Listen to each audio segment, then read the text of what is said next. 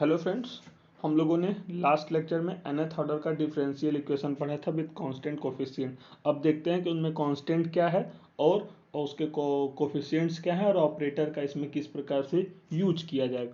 तो हम लोगों ने देखा था कि जो A0 है, A1 है, A2 है। अगर आप लोग पिछला लेक्चर मेरा नहीं देखे हैं तो डिस्क्रिप्शन बॉक्स में उसका लिंक है, जा करके देख लेंगे। बिना देखे ये थोड़ी बहुत प्रॉब्लम आएगी, लेकिन अगर आप जानते हैं तो फिर आप कवर कर लेंगे।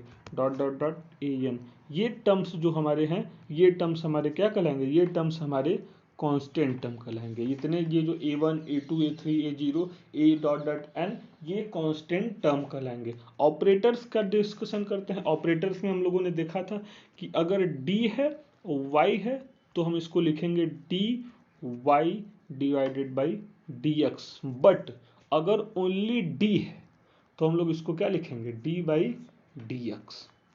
Right, are you getting my point. dy by dx है तो d क्या लिखेंगे, dy बाई dx को dy लिखेंगे, और ओनली d है तो हम इसको d बाई dx लिखेंगे। ओके, तो हम लोग nth ऑर्डर के डिफरेंशियल इक्वेशन में देखते हैं कि कैसे ऑपरेटर का यूज किया जाए। तो हम देखें कि फर्स्ट टर्म जो लिखा था an d a0 d n y by x n, ये nth ऑर्डर डिफरेंशियल इक्वेशन का पहला टर्म है।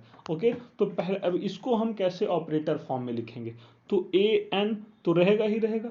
अब हम इतने पूरे टर्म को डी एन एक्स के पावर एन को क्या डी एन लिख सकते हैं कि नहीं लिख सकते, डी एन लिख सकते हैं नहीं लिख सकते, बिल्कुल लिख सकते हैं। और इस y वाले टर्म को क्या करेंगे, बाहर कर देंगे।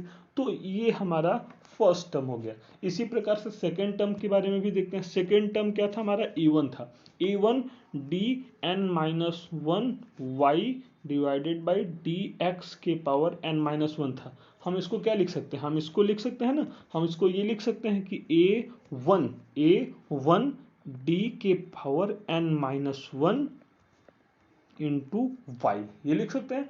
तो ऑपरेटर का यूज हमने कांस्टेंट के साथ देखा डिफरेंशियल nth ऑर्डर के डिफरेंशियल इक्वेशन में। अब हम complete operator with constant coefficient के साथ लिखेंगे इक्वेशन।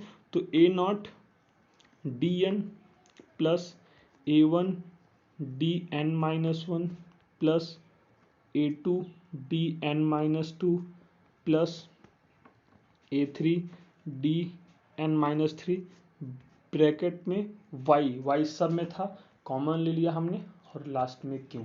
ये हमारा इक्वेशन नंबर 2 हो गया है। लास्ट लेक्चर में इक्वेशन फर्स्ट हुआ था और यहाँ पे इक्वेशन 2 हो गया। तो हम लोग देख लिया कि हम लोगों ने देखा क्या, यहाँ पे हम लोगों ने देखा वो इरेज हो गया। फिर से लिख देते हैं, फिर से लिख देते हैं, अभी देखो ये फिर से आ गया। राइट, तो इसके बाद हम इस पर देखते हैं, चर्चा करते हैं। तो ये हमारे जो टर्म है ये ऑपरेटर टर्म है, और इसके साथ अगर हम y लिख दें, अगर इसके साथ हम y लिख दें तो देखिए क्या हो जाएगा।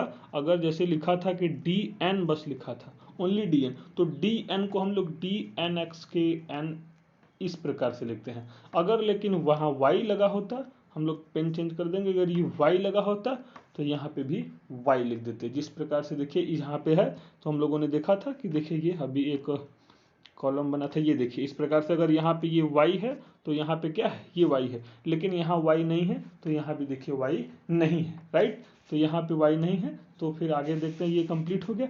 अब हम इस इक्वेशन के कंप्लीट सोल्यूशन की बात करेंगे, इस लीनियर इक्वेशन के, तो जो नेक्स्ट लेक्चर में होगा। Thank you. हम लोगों ने linear, non linear, second order, order degree, nth order का डिफरेंशियल इक्वेशन, ये सारी चीज़ें कंप्लीट कर ली। अब हम इन सब का एक कंप्लीट सोल्यूशन nth ऑर्डर को कैसे सॉल्व करते हैं उसका डिस्कशन करेंगे नेक्स्ट लेक्चर में। Thank you.